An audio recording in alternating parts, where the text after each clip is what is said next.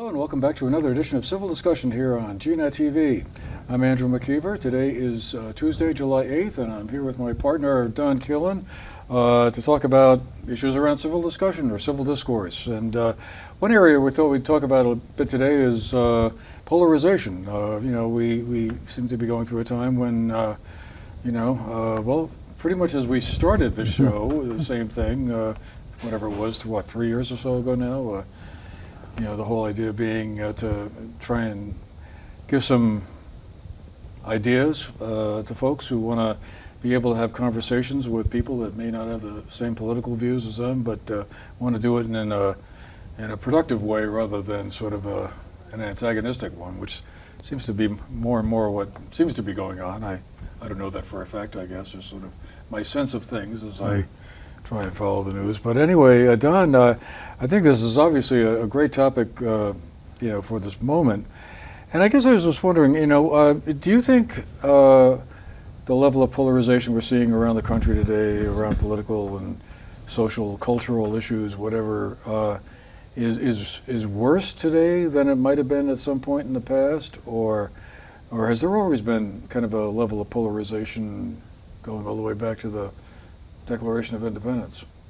Well, first of all, Andrew, thanks for being here again with me, and it's always good to be with you on the show where we can have a civil discussion and civil discourse. And to answer your question, allow me to answer it in maybe two parts. The first part is there's more discussion about polarization today than maybe in the past. And that's because of the tools that we have for discussion today were not in existence, 30 years or more ago, and that is the social media, the cell phones, the chat boxes, and so forth. Then you have the talk shows, the cable news, and all the talking heads, if you will, and all the opinions that they have from the various different viewpoints. I don't want to age ourselves, but when you and I go back, we had the three networks, and we had maybe a half a dozen newspapers, and that was it. So that's the mechanics of the communication today is so much different than what it had been, or the tools of communication. But going back to polarization itself. Another way I look at it is, have we ever been divided before on issues? And I think we have. I think we've been seriously divided. And I think sometimes we lose perspective of where we've been to where we are today. For example, and I'll just run through a few of them. The Revolutionary War, our goal to become independent of Britain. Much is being written about that today, and some of it is being written on the basis of how divided we were and not wanting to go with the Green Mountain Boys and the rebels, but we wanted to stay with the king. And certainly in your hometown, or Sunderland and Arlington, there was a large part of the population that wanted to stay with the king.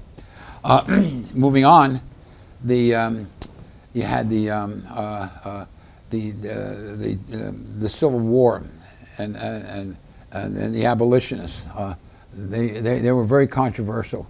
But even before the Civil War, we had a major issue in this country over tariffs, believe it or not, to the point where Andrew Jackson was prepared to send in the militia to get the state of South Carolina to drop their, they had a law, the ordinance of nullification. They did not want to accept the U.S. tariffs that were being imposed, and they wanted to go off on their own.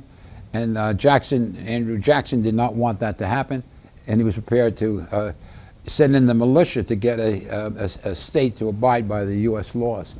Moving on then to the Civil War, and then obviously we don't need to discuss how divided we were over that. And then, of course, the World War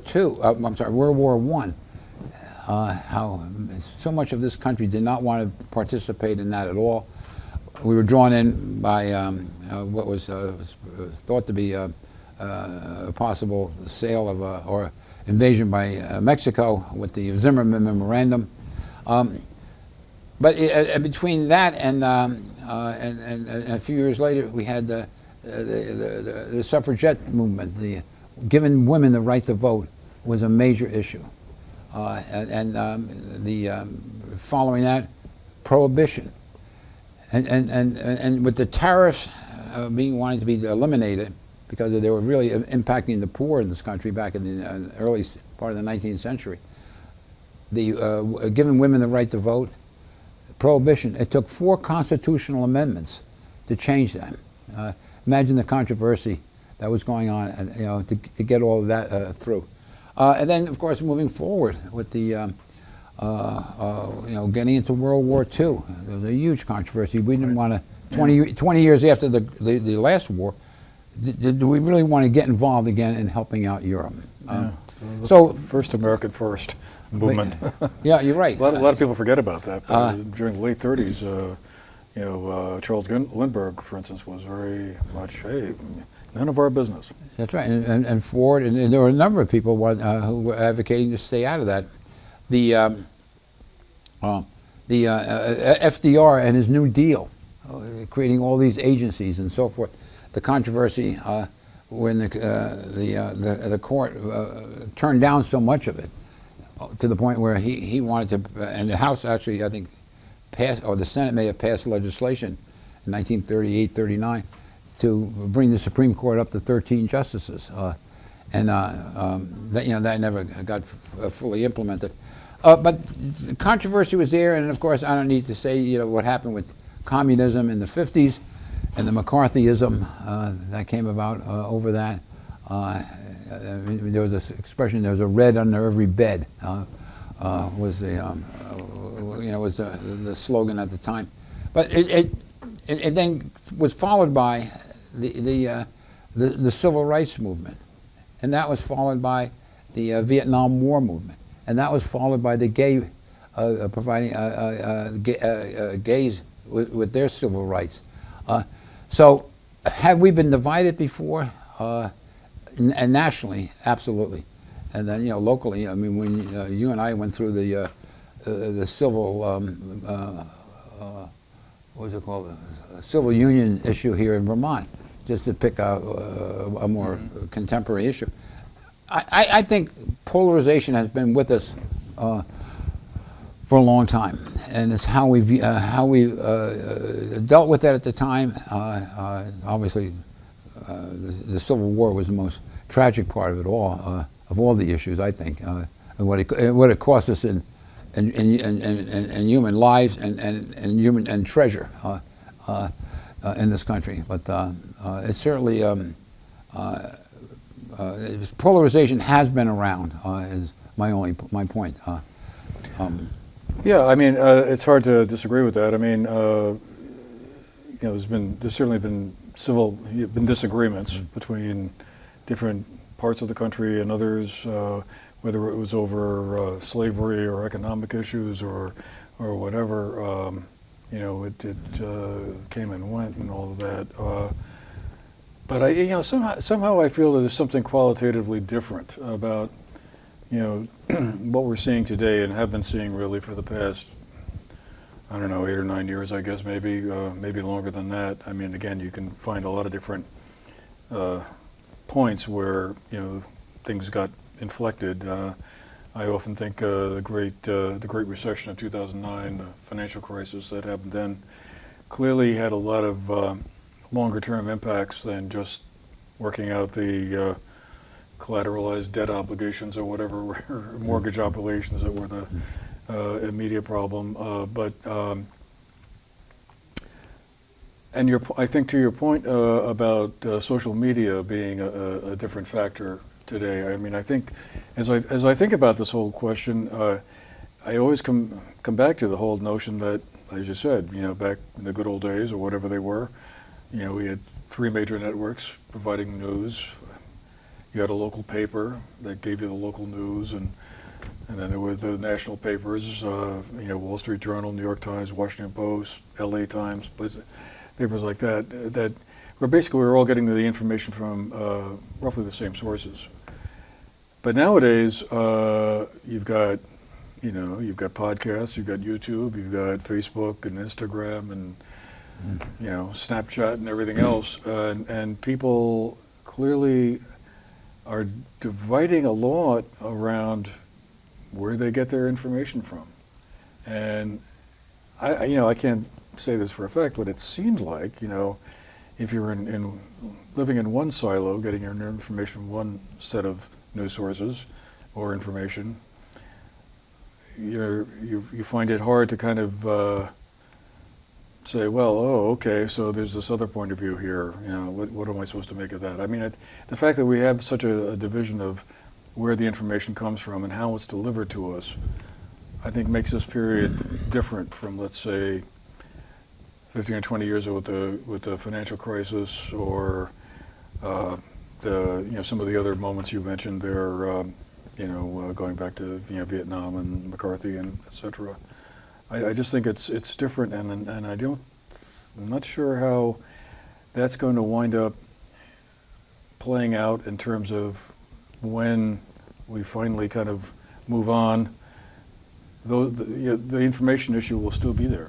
Well, I think, and I don't disagree with you, I think what's happened today, and as we mentioned, the quantity of devices that you can get your news from, but what's missing, I think, is the quality and the fact checking. Mm-hmm. Go back now to our three networks, and the New York Times and the Herald Tribune and the very long legendary papers. There was a great deal more fact checking. There was a great deal more independence in thought, and rarely would anyone ever come back and say to ABC or NBC, "Well, you didn't have the facts right."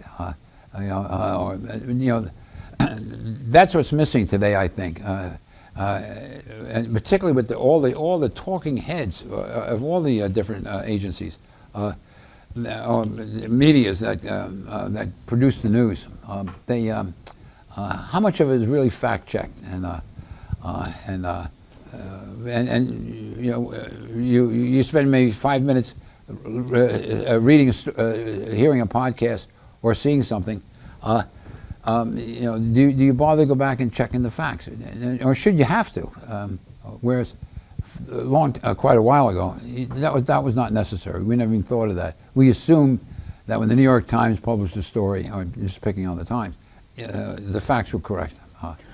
And if they weren't, then they would correct them. Yeah. They would make a public correction, and the same for the network news. Although I think they before they went to press or print or to tape, they did try to do as much fact checking as they possibly could.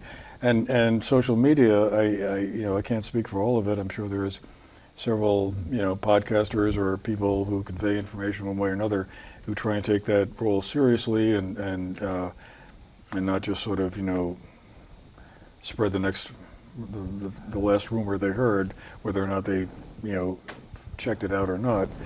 But it seems like there's a lot of news being put out there on some of those platforms that's really more opinion than fact. I mean, they may take a certain fact that this happened, but then put a whole different spin on it, because basically they're there to promote a point of view and not necessarily saying, well, here's what happened, folks, and you can make up your own mind about it. You're exactly right, and but you may want to add to that another observation that I have, and that is I'm finding people really don't have the skill of sitting down and debating an issue, and even less do they really want to sit down and debate the issue. And have like you and I do, we'll have eye contact. We'll sit here and debate the issue. There's less and less of that today. If it doesn't come from that cell phone or from that medium that they're using, they're not willing to discuss it. And I think I see less and less of that today. And Yeah, it's hard to say. I mean, I'm sure there are plenty of people that, sit down at a coffee shop someplace and, and they may not see eye to eye on politics or whatever, but, they can have a conversation. It's just, I think Well, can I interrupt you and give you an example? We did a thing in Arlington, not a couple of years ago, and we left out an organization from providing these awards to. Now that organization, the head of that organization, and we didn't deliberately, it was just an oversight. We recognized 40 organizations, but we didn't recognize the 41st organization. They didn't call me to say, Don, you didn't recognize our organization. We did this and this. They went on Facebook, and they belittled what we had accomplished. Now, they know me, yeah. And why wouldn't they just pick up the phone or whatever and say, look, you didn't recognize us. Yeah. So now I didn't hear it from the person making the complaint. I heard it from others who were on Facebook. Yeah, you're being I don't want to use the word. Well, I'll use it anyway. You're being ragged on Facebook. Guess what? That's just one example. It's a small example, but that's what's happening today, and that's what I'm saying. Yeah. The contact. Yeah. The personal contact is missing. Well, yeah, it's hard to argue with that. I mean, again, it probably varies from place to place, but I'm sure cases like what you just described happen a lot more, and I guess it's maybe a matter of seeing how we can eventually learn how to adjust to that, and find out a way to kind of work through that so that we're not just sort of talking past each other or not being more courteous or whatever. I don't know. I mean, it's going to be hard to see. I mean, I just wonder. I mean, you could also then I'm not going to go down this hole right yet, but the whole artificial intelligence aspect is another factor that will be interesting to see how that plays out, because there really is some very scary potential there, where information comes from. It could be, no one's going to know. It came from the innards of a computer somewhere, who got programmed to think one thing or another. So it's kind of troublesome. But I guess my other question I want to throw by you is, do you think there's a way out of it? How do we kind of get to a point where, even senators and members of Congress can actually have conversations? Because it seems at the very highest levels of our government at the moment, and I don't mean that we're the only country struggling with this. Probably happens everywhere at this point, or at least many places. It seems like it's very hard for. I mean, again, we're of an age where we remember back when there would be people like Everett Dirksen and Mike Mansfield and other senators who might not agree on things, but they could still have a cup of coffee together or a beverage of some sort after 5 o'clock and work out some of their differences in kind of a professional kind of way. And yet it seems like now, if you wind up saying anything that seems to be in agreement with a person from the other party, first of all, the curmudgeons come down very quickly. And I just find myself thinking, gee, are we just going to spend the next 10 or 20 or 30 years kind of just sort of slinging mud at each other? Because even people who should be role models can't seem to have a conversation where they don't wind up accusing the other side of just being stupid or not understanding something. Well, that's a great point. Another one I would add to that would be Tip O'Neill and Ronald Reagan. Right. Tip was, I believe, he was a Speaker of the House, and during the week he would be constantly, criticizing the administration. But on weekends, not every weekend, but on many weekends, he would go over to the White House or go to Camp David and play poker with Reagan and have a beer. Right? It's again making that physical contact, which we've lost. We've lost it here in Montpelier with the advent of the interstate highways, where legislators can go home on the weekends and not meet with their colleagues. or go home even at night. And definitely we lost it in Washington. Because as I said to you before, in the years I was in Washington back in the late 50s, most of the Congress stayed in town. And many of them would come over to the White House or to Camp David, if they were invited by the president to Camp David. But they would meet, and from the various political parties, and not just the Republicans in Eisenhower's case. But we've lost that. Again, it's a physical getting together, emailing back and forth on a discussion is not the same as sitting down face to face with someone. I think we know that. The 3 years we've been doing this show, and and there's another factor I think we should probably discuss, because it's kind of hard to avoid. And here's where you and I will probably have a somewhat different take on it. But I think our president acts as an accelerant on a lot of this stuff. I'm not saying that other presidents haven't done the same sorts of things, although I struggle to think of one off the top of my head at the moment. But between his posts on the Truth Social platform that he has, and just some of the language and the rhetoric, is just so unbecoming, I think, of how we like to think of ourselves as a country. Because, I mean, the president reflects all of us. I mean, people think of the United States and they think of who's in the White House. And if you've got someone who's unleashing some of the rhetoric that he's seen, even though I realize it's probably a negotiating tactic and a bargaining mechanism, it still comes across as, to me, kind of like just, I don't know, sometimes childish, sometimes just very unproductive. I mean, even if you say, well, I'm doing this because I want to negotiate my way towards a certain end, when you're talking at the level of the presidency in the White House, you've just got to be able to kind of say it in a more, kind of productive fashion. well, But I don't know. I mean, am I way off base here, or no, what? you're not off base at all. And I happen to agree with you on that. Okay, so you're not going to find me. But what's different is, and I go back to Johnson. Lyndon B. Johnson? LBJ? LBJ. And I go back to Nixon. We have it on tapes how vulgar they were in private. Right. What you're seeing now, it's gone public. And a good example would be the incident in the White House with Zelensky a few months ago. Right?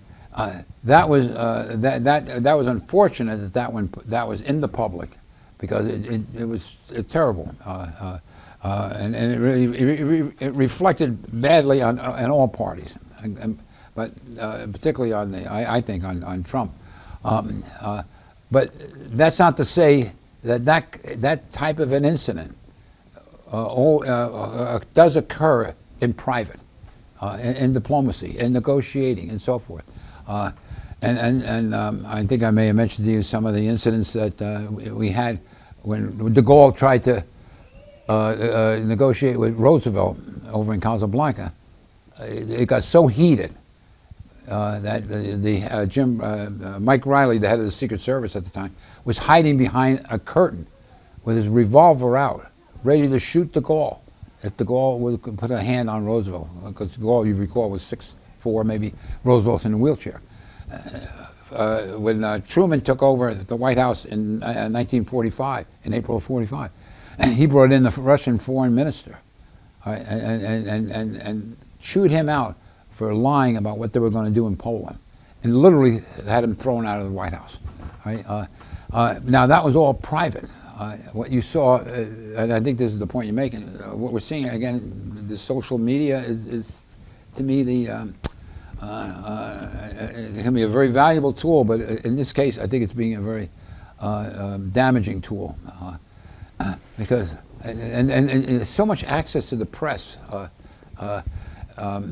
It's almost as if they have to have a press conference every day and get their message out, whether it's through X or through coming into the Oval Office, or it's just overbearing. Yeah, I mean, and to be clear, I just wanted to make sure that, when I say he's been an accelerant, I mean, the polarization was already there, the social media stuff was already there, but Trump could have played a role, and I think J.D. Vance could also play this role if he wanted to, of being a unifier. Instead, I think their conscious intent is to be a divider. That translates to them into a more secure hold of political power.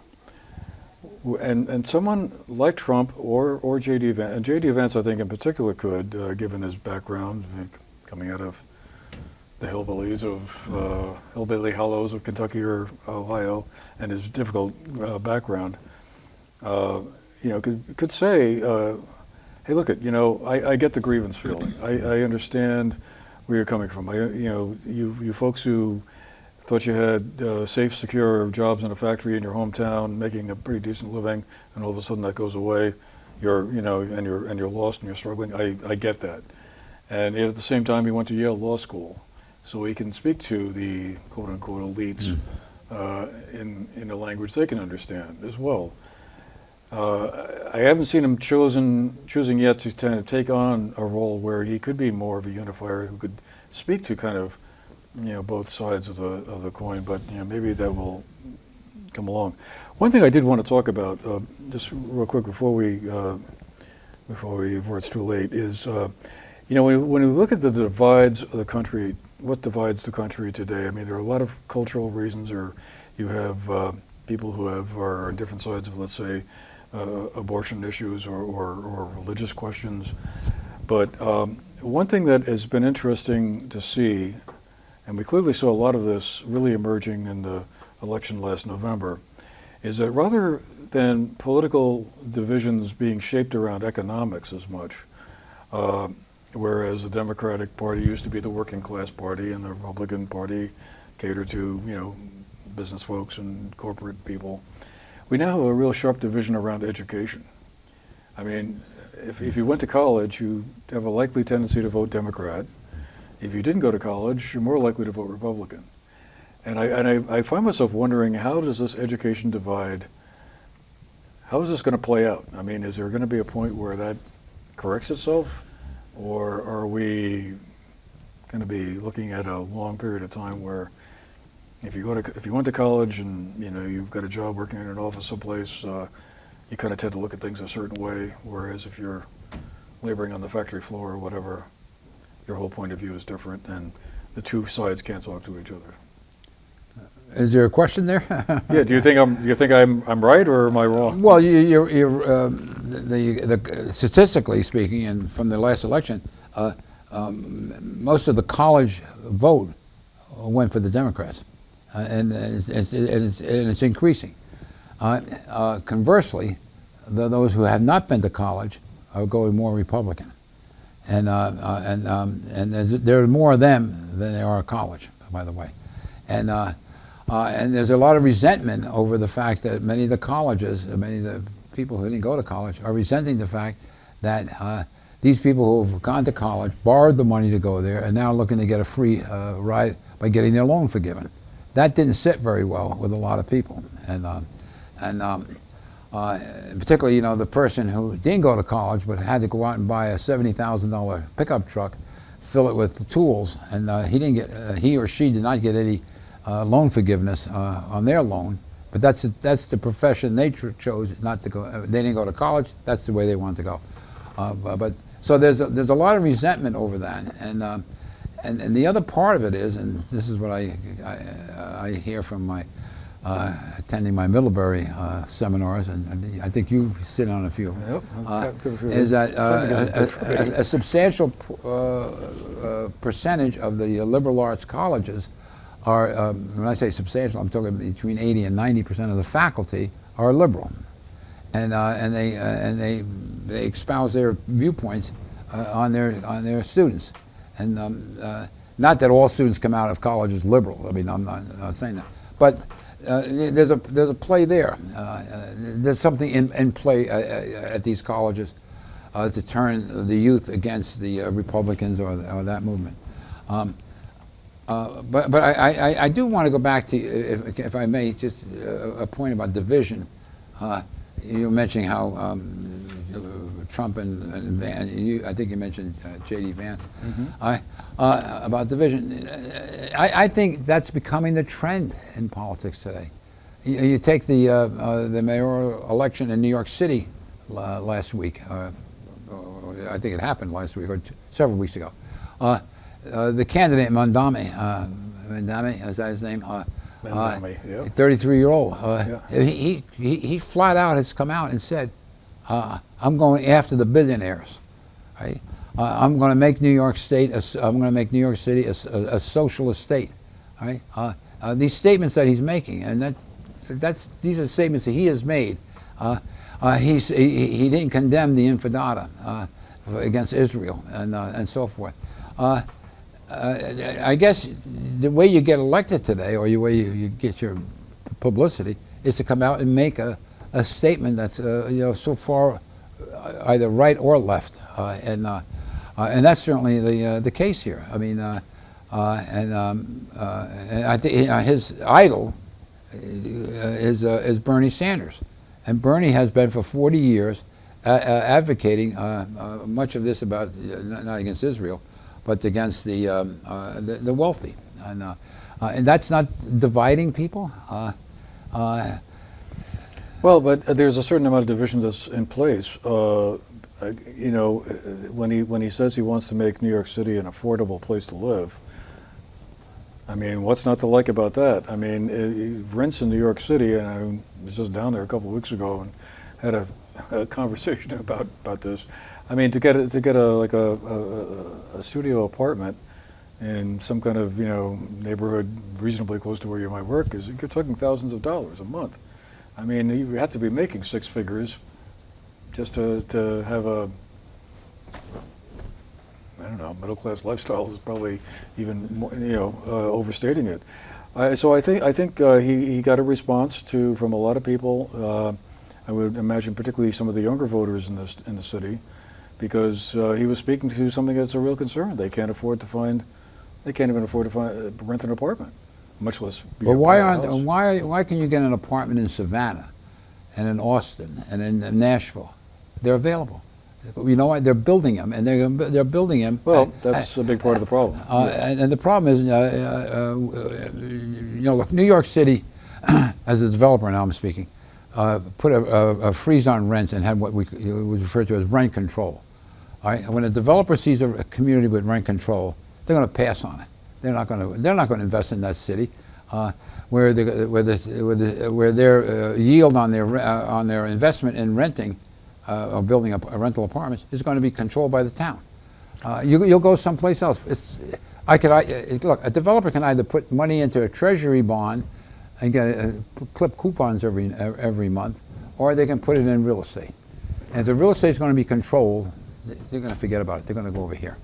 Well, I mean, I definitely agree that we need to have a different approach to building housing, whatever. I mean, I find myself constantly thinking back to why it was when I was a kid in Yonkers and living in the city where housing projects went up all over the place. I mean, they were being built left, right, and center, and a lot of them were public housing. And I know that a lot of them weren't exactly architectural gems, or some of them probably weren't even very well built. But there was housing, and it was affordable for, for GIs who were coming back and starting their families after World War II, and we were able to build things like that then, and now. Well, the classic is Levittown, by the way. What's that? Levittown. Yeah. Yeah. Yeah. I mean, I know it came in for a lot of criticism and ridicule, but again, it was affordable housing that people with basic jobs could buy and support a family with. So I think there's a lot we need to kind of figure out what went wrong there. But I think I don't see where Mandami made a big mistake in saying, hey, I want to see if we can freeze rents and work. I'm assuming work in some way to kind of build more housing, and maybe the city of New York and maybe other cities get back into the business of building housing. He wants to freeze rents. He wants to provide free health care, free food, free transportation. Free buses. Free buses, right? And all this free. And he makes no bones about it. I'm going after the rich. I'm going to tax the rich. Now, New York City has, being a resident of New York City, and therefore automatically a resident of New York State, you're paying one of the highest taxes in the country. I think it's something like 13.5% tax rate. What he's basically saying is, I'm going to take them. You folks over here are going to pay a lot more in order for me to carry out these programs. Look, when you're running for office, whether it's in New York City or Vermont, and I'm going to offer you free this, and free this, you're going to get my vote, because you're offering me all this, and I want something free. And Bernie is a classic at that, and yet it's backfired in Burlington, which is in my case, not the same Burlington I saw 30 years ago, and it's backfired really seriously here in Vermont with the crisis the desperate crisis we have in healthcare, education, and in housing. And where's Bernie now? He's abandoned Burlington. He's abandoned Vermont. He's on tour of the United States, giving speeches all over the United States and with AOC. And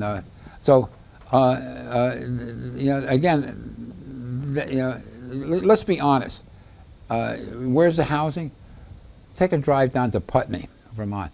They just broke ground now on 25 units. Right? $600,000 a year. This is affordable housing. $600,000 a unit. Right? It took them 5 years to get the approvals to build 25 units, including in that $15 million tab for the project, $2 million for legal fees because they were blocked twice and they had to go to the Supreme Court. I think there were 4 lawsuits, twice going to the Supreme Court. You want housing? That doesn't happen south of here. When I say south of here, I'm talking about in Texas, and Florida, and South Carolina, and Tennessee, and Savannah. And the industry is following them. The housing, and the reason why, the housing is being built, and people are moving there. So, and that's factual. I mean, well, maybe when hurricane insurance in Florida is $20,000 instead of $10,000 a year, and when climate change has more storms ripping through Savannah and Charleston and other places, well, you're getting here in Vermont. Vermont. Want to come back up north again. Yeah, but I don't mean to dismiss your point. I think clearly there was a lot of. I think some of the reaction to some of the housing projects from folks who are sort of might think of themselves as sort of environmental friendly came from some of the very badly bungled housing projects and projects that happened in New York and Morgenthau. Maybe I'm going to get his name mixed up, but all the highways that got built that were ramming through neighborhoods and dividing neighborhoods really weren't as well thought out as they could have been. But I think that we need to find a middle ground there where housing needs to get built. It needs to be built and priced in a way that ordinary people can afford. And it's going to come down, I think, to a point where some of the folks who think that affordable housing is great, but I don't want to have to. It doesn't have to be in a place where I have to look at it. I mean, it doesn't have to be. Can't be across the street from me. We need to get past that mindset, I think. But we also need to kind of figure out, a way of making of building projects in a way that don't despoil the environment, don't put trash into rivers and stuff like that. What do you mean by that? Well, like just build things in ways where sewage might go out. That might do some damage. No, not today. Well, okay. I'm just saying. Not today. I mean, that was 1972. Okay. Well, I mean, if we've figured that out, great. I'm just saying, there's got to be a way to build the housing that we need, and in a way that doesn't have unintended consequences. I'll put it that way. I guess my feeling is, if the public sector is where these had to come from, then that should. And then why not? Because yeah, not too many people can afford to buy a first home for $600,000. Well, that's what affordable housing. I've studied 5 projects, and you have one down in Bennington right now called Ben High. Ben High has 17 units of affordable housing and 22 units of market rate housing. It's over 600,000. That's for a 1 bedroom. Well, then I guess at some point or another the economy is going to have to be restructured so that people who are working in service jobs or wherever, that's not a problem because they can afford it because they're making $50 an hour or whatever it takes to do it. Or the people who run hedge funds and who have more money than they know what to do with, thinking of you, Elon Musk, they can be taxed. I don't think anyone needs to have, $10 billion in net worth to live a happy life or a good life. I mean, I think, maybe there's a point where you say, hey, the first 10 billion, minus like 30% or whatever the tax rate would be, you can eat. But when you get up to a higher number like that it's way more than anyone could possibly need to have a very healthy, happy, contented life and all the material goods you could possibly want. He has $250 million. What? He has $250 million, and Bezos has probably a little less than that, but over 200 million. You mean billion? Did I say million? Yeah. I'm sorry, billion. That used to be pretty good too, right? Now, so staying with your thesis of 10 billion, he could be happy with 10 billion. What would you do? Would you, if you were the benevolent king or the benevolent dictator, would you take the other 240 billion from him? You think you should give it up? Why not? Well, okay, so that's the concept of Bernie. Take it away, okay, and then what happens?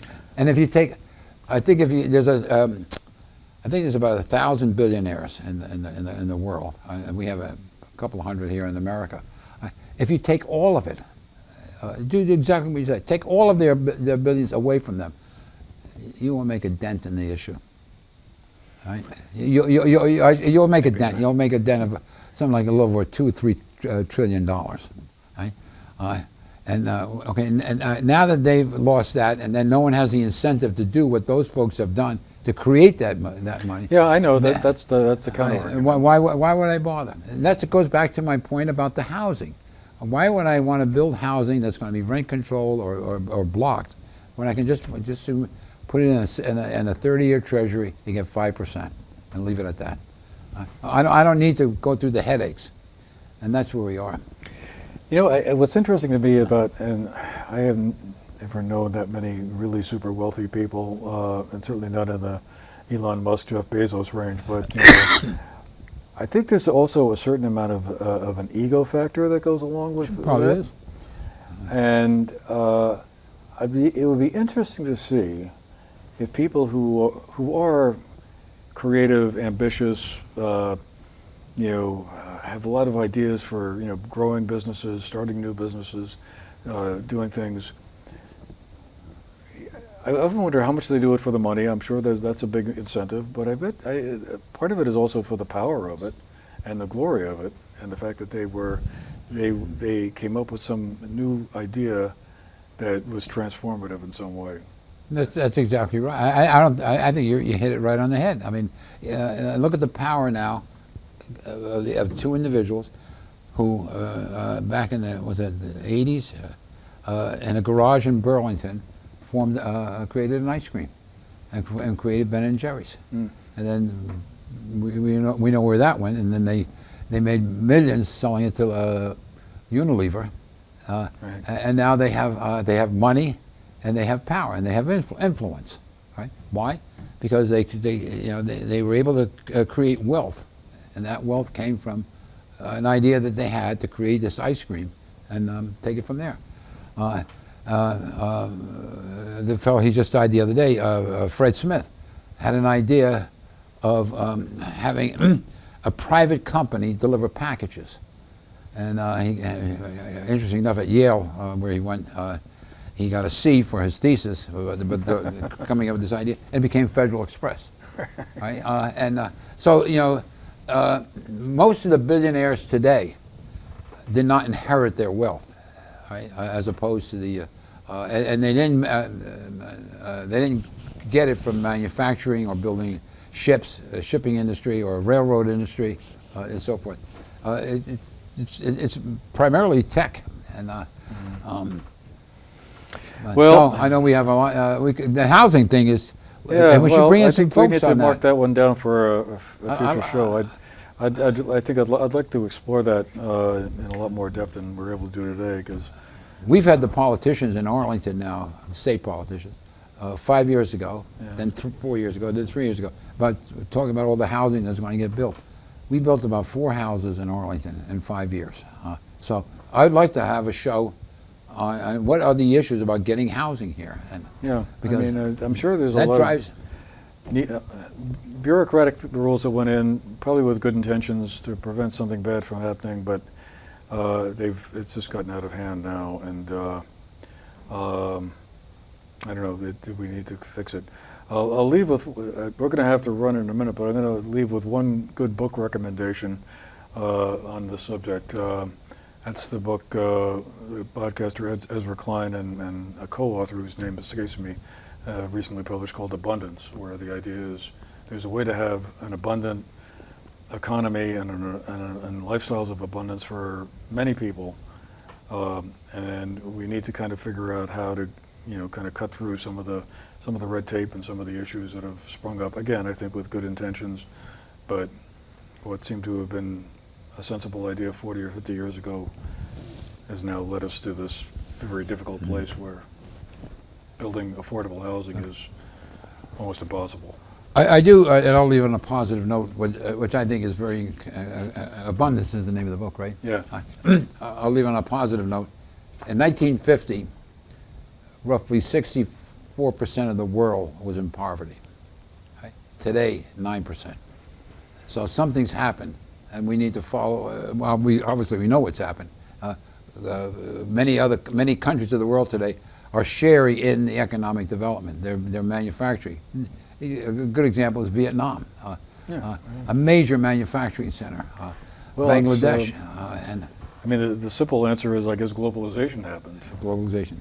But that's led to a whole lot of other issues, right? And globalization had its birthing rate came from GATT, G-A-A-T, you know, the affordable trade. Okay. And I'm making a note of this. Globalization. Next show. Well, housing next show. Right. Yeah, maybe we can do both. Okay. Hey, darn civil it. discourse. Yeah, indeed, we did it. All right. Well, okay. Well, again, thanks to all of you who listened in. Hope you found it interesting. And Don, thanks again for, providing the foil, as it were. Thank you for being Whatever here. it was. Thank you for having this. Yeah, it's been too long. All right. We'll see you again soon. Thanks again, Don. Thank you. All right. Thanks to all of you who've been watching. Take care.